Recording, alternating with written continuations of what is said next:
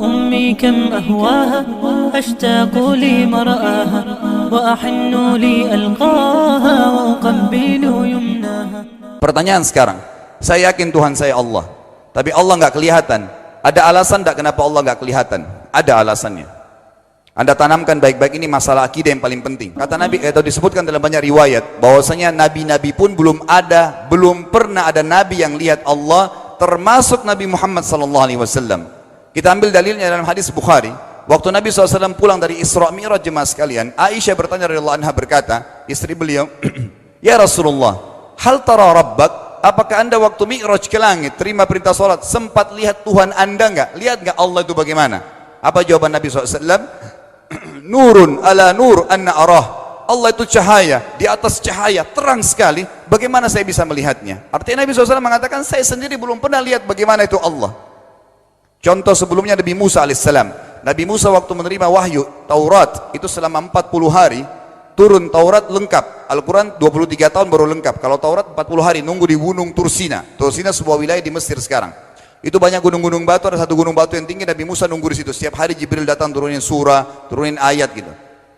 Setelah berlalu 37 hari dari 40 hari menunggu Taurat turun, Nabi Musa alaihissalam tiba-tiba bertanya kepada Allah, mengatakan begini dalam Al-Quran, A'udzubillahi minasyaitonir rajim, Rabbi arini anzur ilaik.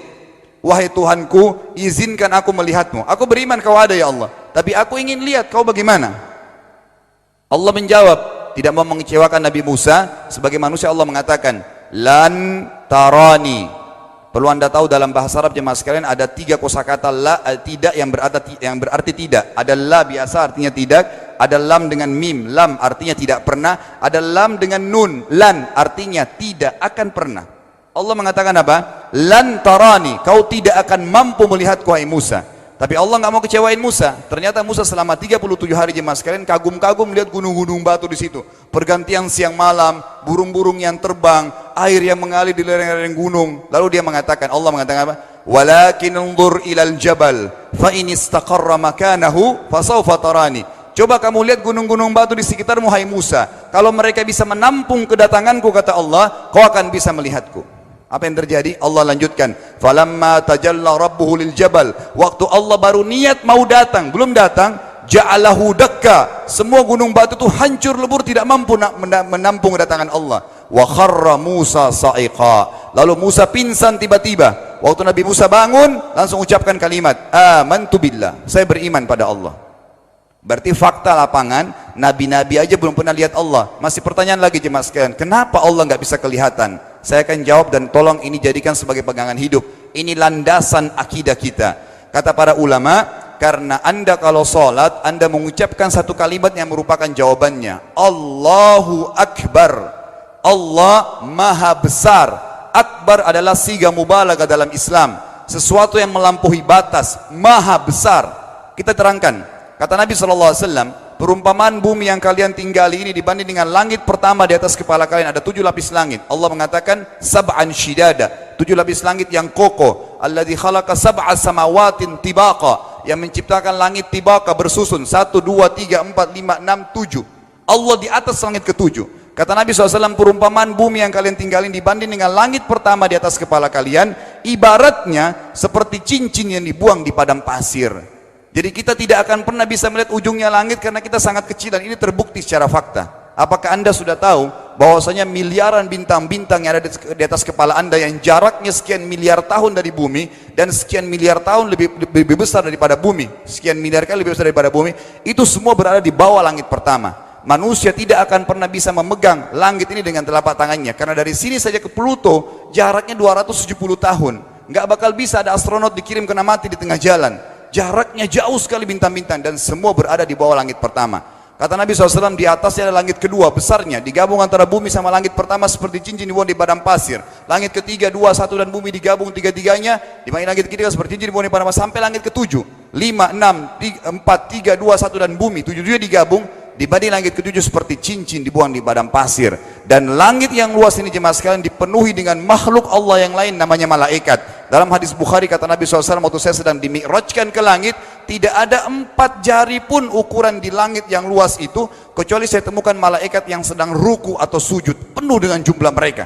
Anda tahu malaikat itu ada namanya nama kelompok, seperti Raqib, Atid itu kelompok. Di bawah Raqib banyak miliaran malaikat, di bawah Atid miliaran malaikat. Sama dengan Munkar Nakir, ada memang nama kelompok. Makanya kalau manusia 5 miliar, Raqib Atidnya 10 miliar. Raqib Atidnya 10 miliar. Lalu kata Nabi SAW, di atas langit ketujuh ada Sidratil Muntaha. Besarnya digabung antara 7 lapis langit dan bumi. 8 hanya seperti cincin di bawah di padang pasir. Di atas Sidratil Muntaha ada sebuah lautan yang Allah ciptakan. Lautan itu besarnya digabung antara Sidratil Muntaha, 7 lapis langit dan bumi. 8, 9-9-nya seperti cincin dibuang di padang pasir.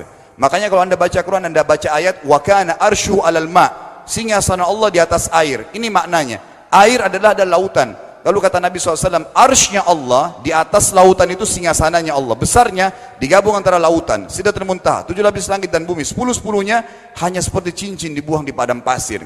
Anda sudah hafal ayat kursi? Apa artinya? Ayat tanda-tanda kebesaran Allah. Kursi itu artinya bukan tempat duduk, tapi tempat pijakan kaki raja di singgasana. Kalau raja ingin naik singgasananya di pijakan kaki, itu namanya kursi. Kita baca apa? Wasi'a kursiyuhu as-samawati wal ard. Pijakan kakinya Allah saja sudah menutupi seluruh langit dan bumi ini. Jadi kita mustahil bisa melihat Allah karena besarnya Allah Azza wa Jal. Tinggal kita tutup jemaah sekalian. Kira-kira, lalu bagaimana saya berhubungan dengan Allah? Jawabannya sederhana. Anda lingkari namanya Allah, ini Tuhan kita. Yang menyembah selain Allah kafir, yang mempartisipasikan Allah dengan makhluknya, masih sembah berhala, kuburan, jimat, namanya syirik. Dua-dua nggak boleh. Untuk berhubungan dengan Allah yang tidak kelihatan dengan mata kita ini, tapi kita bisa rasakan keberadaannya, cuman satu cara. Di bawahnya lingkarin ibadah. Salat, puasa, zakat, haji, takziah, ziarah kubur, semua ini adalah rangkaian ibadah untuk berhubungan dengan Allah. Semua ibadah ini jemaah sekalian harus seperti yang Allah mau, bukan yang Anda mau. Ini penting. Karena kalau tidak seperti yang Allah mau, Allah tidak terima.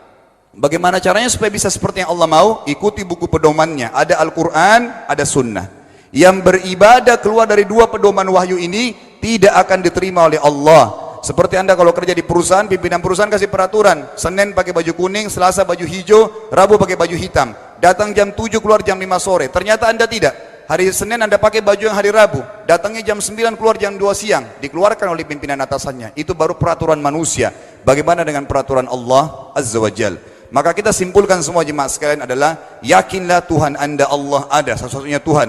Kalau Anda sedang sakit, yang ciptakan Anda Allah, yang ciptakan penyakit Allah, yang menciptakan kesembuhannya Allah. Kalau kita sedang musibah sama, kalau kita sudah senang juga sama. Semoga Allah SWT menjadikan kita orang-orang yang senantiasa beriman padanya, dan juga selalu berteguh dalam keimanan tersebut serta mengikuti syariat. أمي كم أهواها أشتاق لمرآها وأحن لي ألقاها وأقبل